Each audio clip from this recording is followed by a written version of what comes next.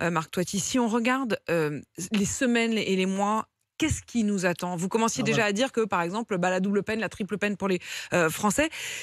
Concrètement, ça veut dire quoi? On va plus pouvoir acheter de l'immobilier, il y aura plus d'emprunt, il y aura moins d'accès à l'emprunt, il va y avoir des prix qui vont augmenter. Vous parliez même du chômage. On avait l'impression que justement, c'était le seul front sur lequel ça continuait à aller plutôt bien. En fait, malheureusement, tout était masqué.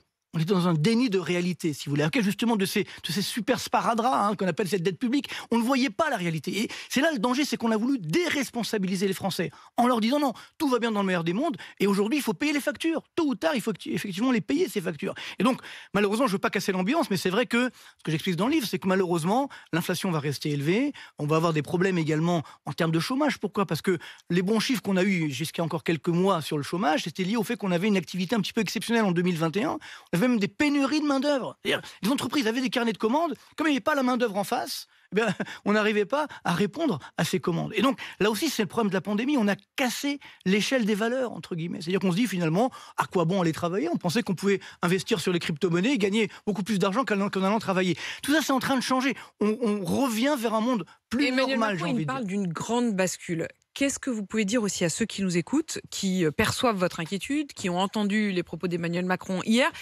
Concrètement, qu'est-ce qu'il faut faire? Est-ce qu'il faut arrêter de dépenser? Est-ce qu'il faut mettre, si on le peut encore, un peu d'argent de côté?